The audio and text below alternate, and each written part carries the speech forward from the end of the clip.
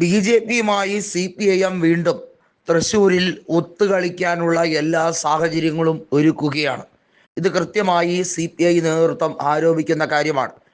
CPIയെ സംബന്ധിച്ചിടത്തോളം തൃശ്ശൂർ കോർപ്പറേഷനിൽ തങ്ങൾ മത്സരിക്കുന്ന ഡിവിഷനിലാണ് ഇത്തരം ഒത്തുകളികൾ സജീവമാക്കുന്നത്. CPIM പ്രവർത്തകർ കാര്യമായി തങ്ങൾക്ക് വേണ്ടി പ്രവർത്തിക്കാറില്ല. എന്നാൽ നേരെ തിരിച്ചാണെങ്കിലോ, CPI പ്രവർത്തകരാരെങ്കിലും മാറി നിന്നിട്ടുണ്ടോ? ഇല്ലേ ഇല്ല. ഇടതുപക്ഷത്തിൻ്റെ പേരിൽ കൃത്യമായ പ്രവർത്തനമാണ് CPI നേതാക്കൾ നടത്തുന്നത്. എന്നാൽ തിരിച്ച് ഒരു രീതിയിലും ഇല്ല. പരസ്പര സഹായം ഇപ്പോൾ BJPയുമായി CPIM ആണ് നടത്തുന്നത് എന്ന് VS സുനിൽകുമാറും മന്ത്രിയായ K രാജൻ ഉൾപ്പെടെയുള്ളവർ വ്യക്തമാക്കി കഴിഞ്ഞിരിക്കുകയാണ്. രാജാജി മാത്യു തോമസും കൃത്യമായി പറഞ്ഞിരിക്കുന്നു, തൃശ്ശൂരിൽ വലിയ രീതിയിലുള്ള ഡീലാണ് നടത്തിയിരിക്കുന്നത്. അതിൻ്റെ തുടർഭാഗങ്ങൾ ഇപ്പോൾ കണ്ടുകൊണ്ടിരിക്കുകയാണ്.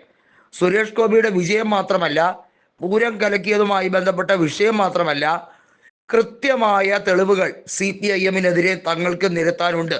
ഒരു മുന്നണി സംവിധാനമായതുകൊണ്ട് പലപ്പോഴും പല കാര്യങ്ങളും വെളിപ്പെടുത്താൻ വിസമ്മതിക്കുന്ന രീതിയിലേക്കാണ് CPIയുടെ സംസ്ഥാന സെക്രട്ടറി ബിനോയ് വിശ്വം ഏകപക്ഷീയമായി നിലപാട് കടുപ്പിക്കുന്നത്. എന്നാൽ അളമുട്ടിയാൽ ചേരയും കടിക്കും എന്ന രീതിയിൽ CPIയുടെ ദൗർബല്യം പരീക്ഷിക്കരുത്.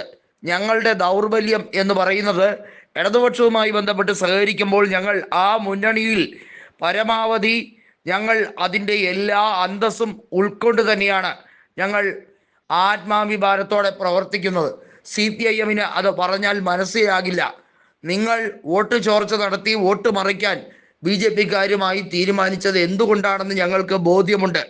നിങ്ങളുടെ തലവനായ മുഖ്യമന്ത്രി പിണറായി വിജയന് സ്വന്തം കുടുംബത്തെയും മകളെയും സംരക്ഷിക്കണം. അവർക്കെതിരെ വരുന്ന കേന്ദ്ര അന്വേഷണ ഏജൻസികളെ തിരികെ വിടണമെങ്കിൽ പ്രത്യേകിച്ചും കരുവന്നൂരിലെയും കൊടകരയിലെയും വിഷയങ്ങൾ തമ്മിൽ കൃത്യമായി പറഞ്ഞു തീർക്കാൻ വേണ്ടി CPIMും BJPയും തമ്മിൽ നടത്തുന്ന എക്സ്ചേഞ്ച് മേളയാണ് ഇപ്പോൾ നടത്തിക്കൊണ്ടിരിക്കുന്നത്. ഈ എക്സ്ചേഞ്ച് ഓഫറിലൂടെ വലിയ ലാഭമാണ് ഇരു പാർട്ടികൾക്കും അങ്ങോട്ടും ഇങ്ങോട്ടും നൽകുന്നത്. BJPയിലെ പല നേതാക്കൾ, പ്രത്യേകിച്ചും RSS നേതാക്കളായ പലരും ക്രിമിനൽ കേസിൽ പെട്ടവരെ ഊരിയെടുക്കാനും അവരെ ജയിലിൽ പരമാവധി സംരക്ഷണം നൽകാനും അവർക്ക് കൂടുതൽ സുഖസൗകര്യങ്ങൾ ഒരുക്കാനും ഒക്കെ CPIM എന്തുകൊണ്ട് ശ്രമിക്കുന്നു? CPIMൻ്റെ ആഭ്യന്തര വകുപ്പ് പരിപൂർണമായി തകർന്നു എന്നുള്ളതിന് ഇനി എന്ത് തെളിവാണ് നിരത്തേണ്ടത്? ഇതെല്ലാം വ്യക്തമായി തന്നെ VS സുനിൽകുമാർ അടക്കമുള്ളവർ തൃശ്ശൂർ ജില്ലയിൽ ഉന്നയിക്കുന്ന കാര്യമാണ്. നമുക്കറിയാം, നേരത്തെ വലിയ തോതിലുള്ള കളികൾ അജിത് കുമാർ നടത്തിയതുമായി ബന്ധപ്പെട്ട വിഷയത്തിൽ MR അജിത് കുമാറിനെതിരെ കേസെടുക്കണം. MR അജിത് കുമാറിനെതിരെ നിലവിൽ നിരവധിയായ സാഹചര്യ തെളിവുകൾ ഉണ്ട് എന്ന് CPIയുടെ ഒരു മന്ത്രി തന്നെ പുറത്ത് തുറന്നു പറയുന്ന ഒരു സാഹചര്യം ഉണ്ടായിട്ടും അതൊന്നും എങ്ങും എത്താതെ പോയിരിക്കുന്നു.